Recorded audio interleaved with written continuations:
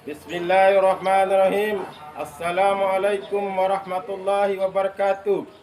Yang terhormat Bapak Ibu dosen penguji PPG dalam jabatan tahun 2025. Perkenalkan, nama saya M. Yusuf, Sarjana Pendidikan Islam, Guru Pendidikan Agama Islam dan Budi Pekerti, SD SMK Negeri Dompu, sekaligus mahasiswa PPG PAI dalam jabatan Batch 2 periode 4 tahun 2025 LPTK Universitas Negeri Sunan Ampel Surabaya. Pada hari ini Rabu 8 Oktober tahun 2025 saya akan mempraktikkan video pembelajaran sebagai syarat uji kinerja mahasiswa PPG PAI dalam jabatan Batch 2 periode 4 tahun 2025 pada kelas 11 dengan materi ketentuan khutbah dengan nomor induk mahasiswa 0623082919. Selamat menyaksikan. Wassalamualaikum warahmatullahi wabarakatuh. Assalamualaikum warahmatullahi wabarakatuh.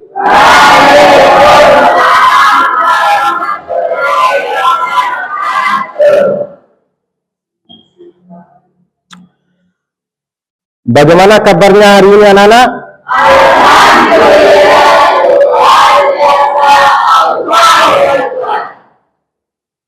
Baik, sebelum kita memulai pelajaran, marilah kita berdoa kepada Allah Subhanahu wa taala. Semoga barokah dan keberkahan dalam doa ini diberkahi oleh Allah Subhanahu wa taala. Dimohon kepada ketua kelas agar memimpin doa.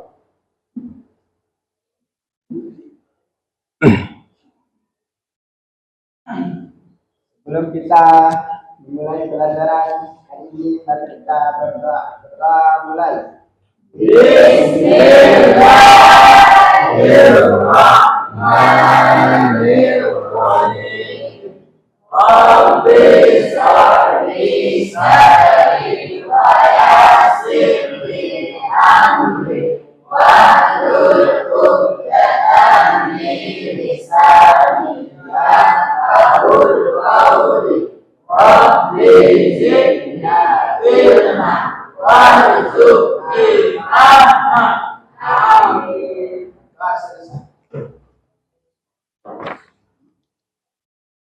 Baik, Pak Guru akan absen kalian, mohon didengarkan baik-baik.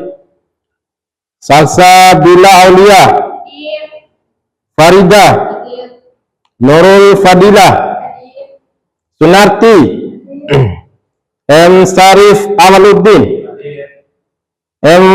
Faril Cipta Islami, Siti Hairiah, Jolita Hendrianti, Desi Leilana, M. Fauzi Badila, M. Rizky Fahreza, Bambang Cahyadi. Kenapa Bambang tidak hadir? Alasannya apa? Sakit? Oke, terima kasih. Mohon berdiri semua, kita dengarkan lagu kebangsaan.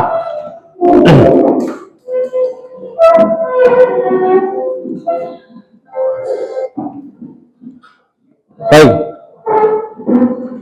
kita ikuti lagu ini ya. Mulai dari sekarang. 1, 2, 3, mulai.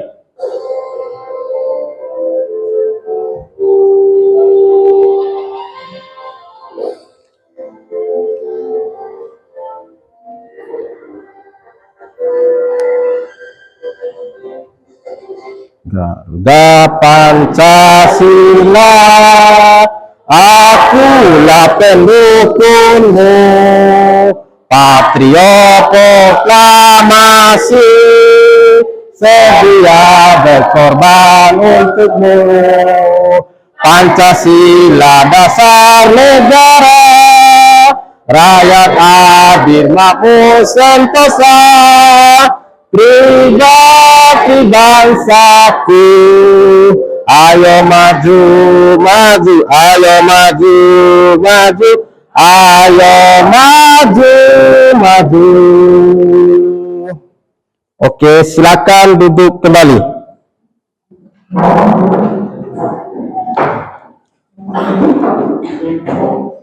Sebelum kita masuk di materi pembelajaran, apakah kalian dalam keadaan baik hari ini? Baik. Kita masuk di materi pembelajaran hari ini, yaitu mengenai ketentuan khutbah. Jadi sebelum Pak Guru lanjut materi ini, kira-kira sebagai pertanyaan pemantik Pak Guru, yaitu apa syarat-syarat khutbah? Ada yang tahu syarat-syarat khutbah itu? Syarat-syarat khutbah? Oke, coba. Ada beberapa syarat khutbah itu disampaikan dalam bahasa Arab dengan hukum khutbah. Dua, memuat puji kepada Allah. Ketiga, membaca sholawat kepada Nabi Muhammad SAW. Keempat, berisi wasiat takwa. Kelima, membaca ayat Al-Quran pada salat khutbah. Keenam, mendoakan kaum muslimin untuk berdoa. Yang terakhir, dilaksanakan setelah masuk waktu. Baik, itu syarat-syarat khutbah. Jadi adapun tujuan khutbah di situ, yang pertama, peserta didik dapat menganalisis ketentuan khutbah. Yang kedua, peserta didik dapat menyusun teks khutbah dengan tema nilai-nilai Islam rahmatan lil alamin. Yang ketiga, peserta didik dapat menerapkan ketentuan khutbah. Dan yang keempat, peserta didik dapat membangun sikap melebarkan Islam rahmatan lil alamin. Kita masuk di materi pembelajaran hari ini, yaitu mengenai ketentuan khutbah.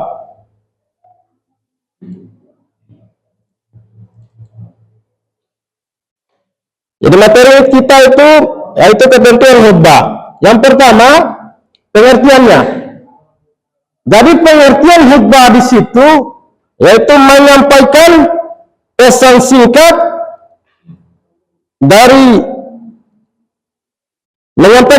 singkat yang berkaitan dengan ketaatan kepada Allah Subhanahu wa taala dengan perintahnya sesuai dengan syariat Islam.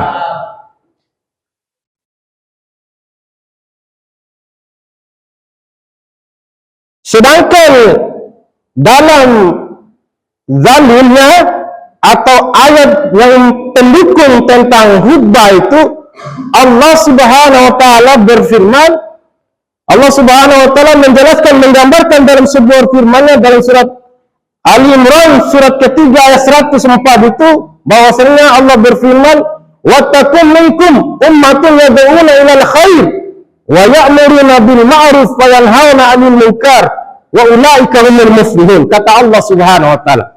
Yang artinya di sini, hendaklah dalam segolongan umat, kata Allah Subhanahu wa taala, mengajak kepada yang ma'ruf, yang baik, dan mencegah kepada yang mungkar.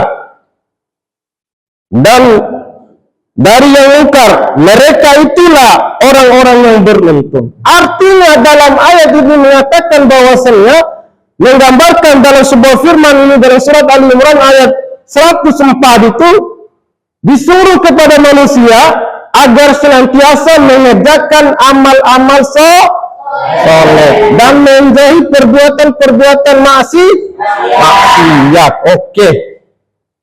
Sedangkan dalam hadis itu, dalam sebuah hadis di sini, dalam sebuah hadis yang diriwayatkan oleh Nasai, man ra'a minkum munkaran falyughayyir, barang siapa yang melihat kemungkaran maka cegahlah dengan tangannya, dan apabila ia tidak mampu maka dengan lidahnya, lisannya itu maksudnya, dan apabila tidak mampu maka dengan hatinya, dan kalau tidak mampu, demikian itu adalah selama-lamanya iman. Kita masuk di ketentuan khutbah. Yang pertama, khotib. Kita berbicara masalah khotib di sini. Jadi khotib di sini yang pertama harus Islam. Yang kedua balik balik yang umurnya sudah 17 tahun atau 20 tahun atau 25 tahun itu maksudnya. Yang ketiga berakal sehat. Maksudnya berakal sehat di sini sehat jasmaninya, sehat badannya, sehat rohaninya, sehat fisiknya, itu maksudnya. Yang ketiga laki-laki. Kenapa harus laki-laki? Karena menyampaikan pesan sikap di atas mimbar itu, menyampaikan khutbah itu maksudnya adalah orang laki-laki, itu maksudnya. Selanjutnya itu suci dari hadas besar dan hadas kecil. Harus mengambil air wudu. Yang selanjutnya menutup aurat. Jadi laki-laki itu yang seorang khotib itu syarat sebagai khotib itu harus menutup aurat. Dan yang terakhir itu ketika menjelaskan dia harus memakai bahasa yang bisa dipahami oleh jamaahnya. Itu maksudnya. Baik, ada yang mau ditanyakan? Oke, namanya? Airia, ayah. Kapan khutbah wajib disampaikan? Baik, khutbah yang wajib disampaikan setelah waktu masuknya zuhur. Itu maksudnya. Kenapa? Karena di situ kewajiban kita sebagai kaum muslimin dan muslimah meninggalkan aktivitas yang kita lakukan di rumah, di ladang, di sawah dan lain sebagainya.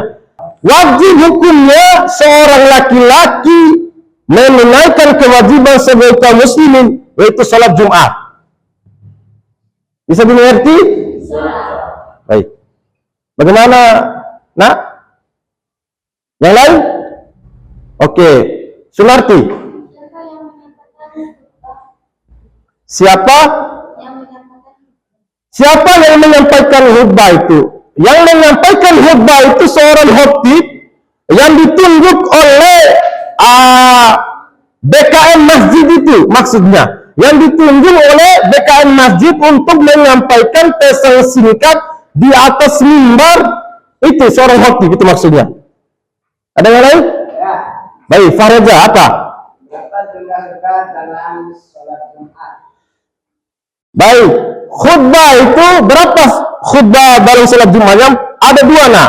Yang pertama, ketika khotib itu menyampaikan pesan singkatnya, yang pertama. Terus yang kedua, itu sholat. Selesai khutbah, itu maksudnya dua. Jelas? Jelas. Yang lain? Farida? Apakah khutbah boleh disampaikan dalam bahasa daerah? Baik. Apakah khutbah itu yang dipertanyakan oleh Ananda Farida ini, apakah khutbah itu bisa memakai bahasa daerah? Boleh. Maksudnya di sini supaya para jamaah itu tidak bingung, anak.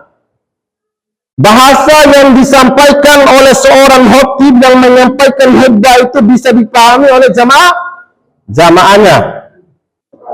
Baik, kira-kira ada yang mau lagi mempertanyakan ini? Ada? Ada yang mau tanya? Tidak ada? Jelas? Oke, pergi lanjut.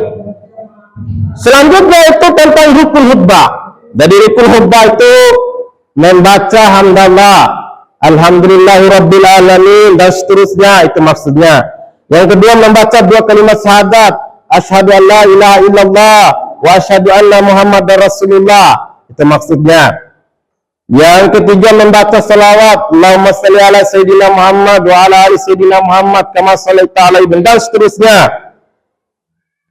Berwasiat kepada jamaah, membaca ayat-ayat di sela-sela itu, membaca ayat-ayat Al-Quran, itu maksudnya.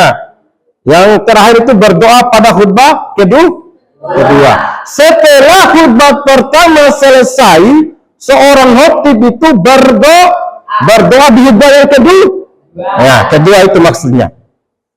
Sedangkan sunnah khutbah itu, seorang khotib itu menyampaikan khutbah berdiri tegak di atas mimbar itu. atau di tempat yang lebih tinggi, itu maksudnya. Yang kedua, khatib menyampaikan khutbah dengan kata-kata yang sopan, santun, yang bisa dipahami oleh jamaah dan lain sebagainya, sehingga seorang jamaah itu bisa memahami itu semua. Oke? Pak Guru akan bagikan LKPD-nya, pembagian kelompok itu, LKPD pembagian kelompok. Nanti kalian akan mempresentasikan apa yang kalian kerjakan nanti.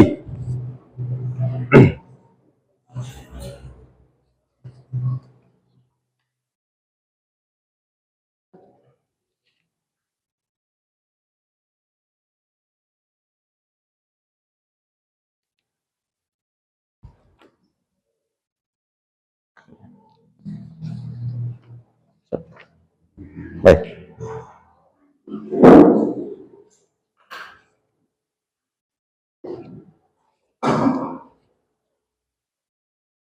Jadi di situ di LKPD ini maksudnya, jadi siswa nanti akan mengerjakan dan menyusun bagaimana teks khutbah itu.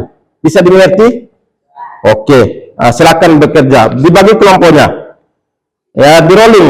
Laki-laki di sini 2 orang atau 3 orang, yang perempuan juga 2 atau 3 orang. Dibagi di rolling itu maksudnya. Mulai dari sekarang. Mulai dari sekarang. Dibagi kelompoknya, ayo lah. Dibagi kelompoknya. Oke. Yang laki-laki, yang perempuan di sini. Di sini.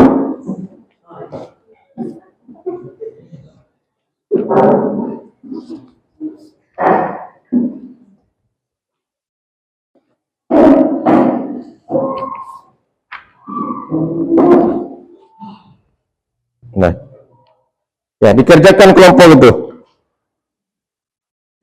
Oke, mulai dari sekarang ya. Kalau tidak bisa dimengerti, ditanya ya Naya. Oke, silakan bekerja.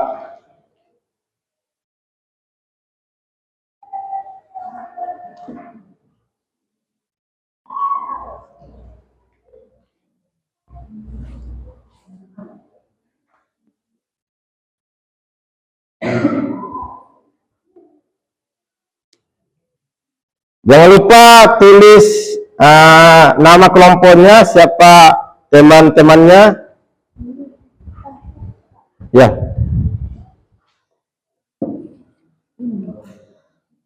Ya, dikerjakan itu. Ya. Ya.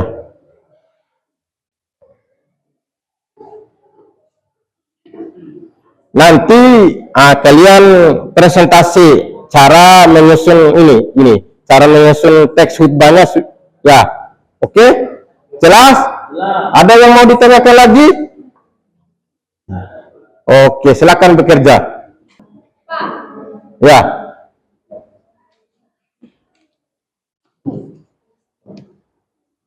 Ya, ditulis. Ya, dipresentasikan itu. Yang ini nah, kan ini sudah Pak Guru ini. Sudah Pak Guru susun ini. Tinggal dibaca ini. Oke? Tinggal dibaca. Iya. Oke, ya. Ini judulnya. Baik. Dengarkan. Yang lain ya. Oke. Jadi di sini tadi itu mana satu? Nah, kalian ubah judulnya ini ya. Judulnya ini saja diubah ya. Judulnya ini jangan samakan yang ini ya. Judulnya ini misalkan kalian mau apa itu judulnya, terserah kalian. Oke? Nah, iya. Iya.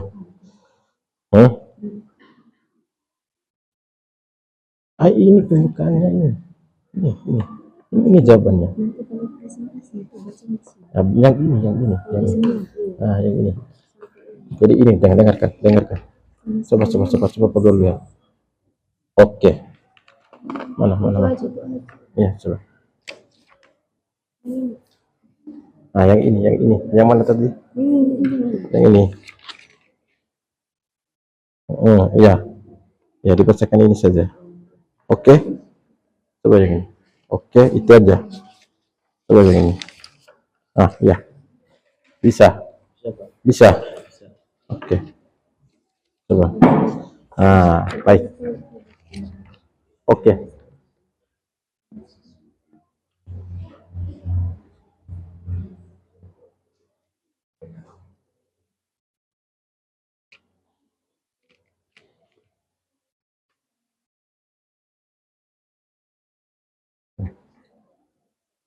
Jadi nanti di sini, dengar di sini. Kalian ini, yang ini dibaca nanti. Ini diubah. Temanya itu mau kalian mau masukkan tema apa, tentang apa. Ini dihapus karena yang ini aja. Oke? Oke. Yang mana? Sini. Oke, sini. Baik. Ya, tulis di situ. Nah, nanti nanti nih, dengarkan. Nanti ini yang dibaca nanti. Judulnya ini, temanya ini dihapus. Kalian mau masukin tema apa terserah kalian. Oke? Oke. Aman? Aman? Oke. Baik. Farida bisa?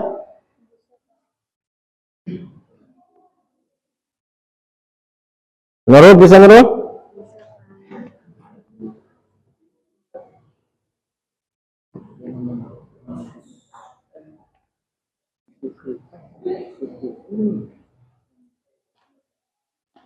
Oke, sudah selesai? Baik, sudah selesai? Sudah selesai semuanya? Kelompok 1, kelompok 2, kelompok 3 sudah? Sudah, baik.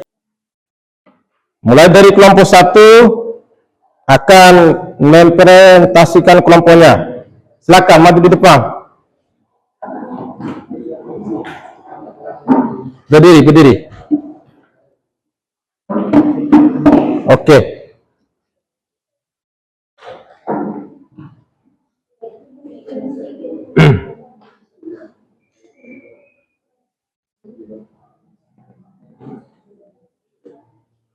Assalamualaikum warahmatullahi wabarakatuh.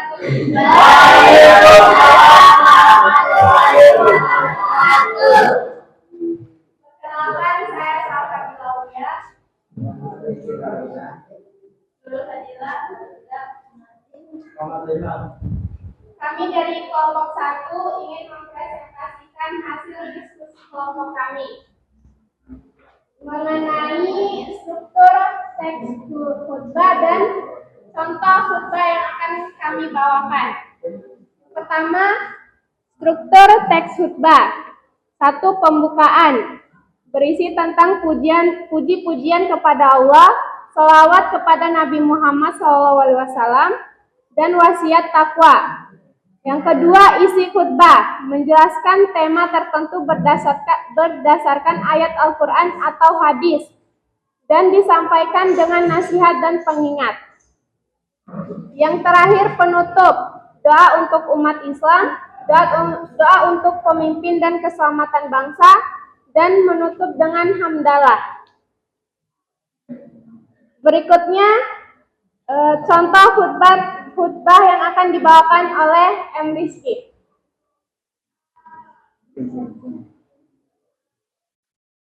Tema khutbah, menjaga lisan dan perilaku dalam kehidupan sehari-hari.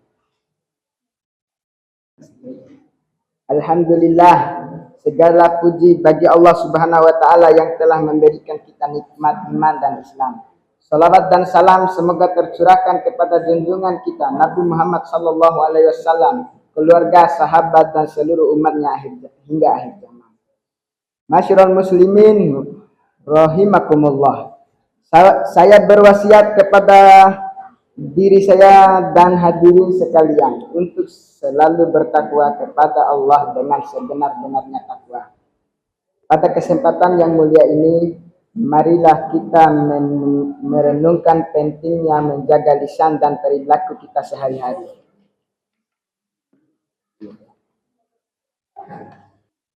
Adakah pertanyaan dari kelompok 1? Baik. Namanya? Ya, silakan bertanya. Apa syarat khutbah? Jumat yang sah. Apa syarat khutbah Jumat yang sah? Baik, kalau tidak ada Pak Guru jawab ya. Syarat khutbah sah itu yang pertama berakal sehat, Islam, balik, mendalami ilmu agama dan tertib, itu dia jawabannya. Oke? Yang lain? Ya. Bagaimana cara kalian mengatasi tantangan tersebut? Bagaimana cara kalian menghadapi tantangan ketika menyusun teks khutbah?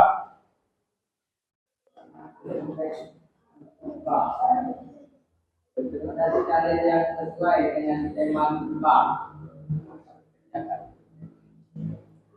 Baik, Pak Guru tambah lagi jawaban dari temannya.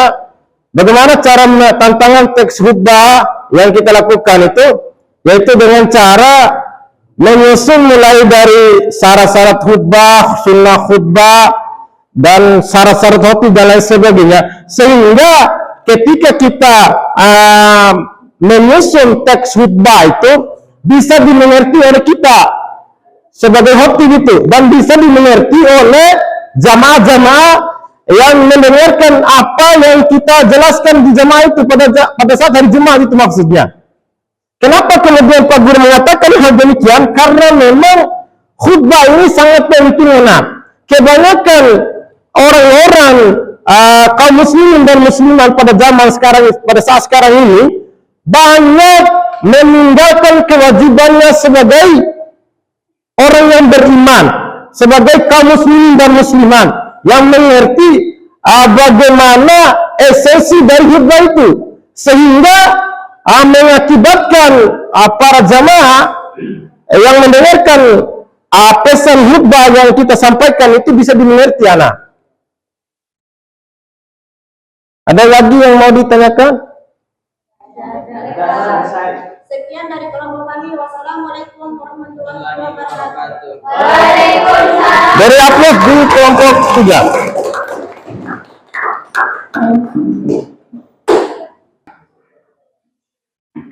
Supaya kalian semangat, kita breaking dulu. Mohon perhatiannya. Kita mulai dari sekarang. Takbir! Takbir! Takbir!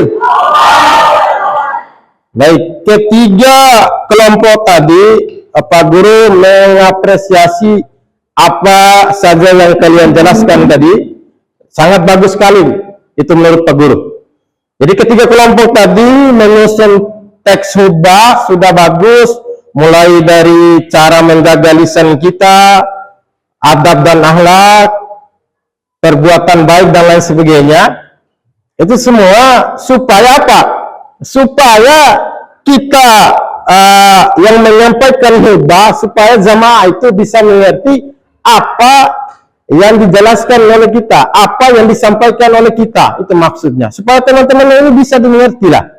Jadi bagaimana teman-temannya mengerti apa saja yang disampaikan oleh, misalkan dari kelompok 1 menyampaikan ini, kelompok 2 menyampaikan ini, dan kelompok 3 itu menyampaikan itu. Itu maksudnya semua. Jadi semua yang kalian sampaikan itu sudah bagus. Pak Guru beri aplaus pada kalian. Baik. Kira-kira ada yang mau ditanyakan? Ditanya lagi, ditanya. Ditanya lagi. Asal apa yang mau ditanyakan? Oke, selesai. Apa perbedaan khutbah Jumat dan ceramah biasa? Baik, apa perbedaan khutbah Jumat dengan ceramah biasa? Khutbah Jumat itu rangkaian aktivitas yang dilakukan seorang khotib kepada jamaah, supaya jamaah itu maksudnya, supaya jamaah itu bisa mengerti supaya jamaah itu mengerti apa saja yang disampaikan oleh seorang khotib kepada jamaah itu. Sedangkan ceramah biasa itu memberikan ceramah rohani supaya mengajak orang itu ke hal yang lebih baik, itu maksudnya. Sebelum kita tutup pelajaran ini. Jadi kita masuk di pelajaran di minggu depan, yaitu mengenai syarat-syarat nikah. Syarat-syarat nikah. Jadi kita tutup dengan doa kafaratul majlis. Subhanakallahumma wa bihamdika asyhadu an la ilaha illa anta wastaghfiruka wa atubu ilaik. Assalamualaikum warahmatullahi wabarakatuh.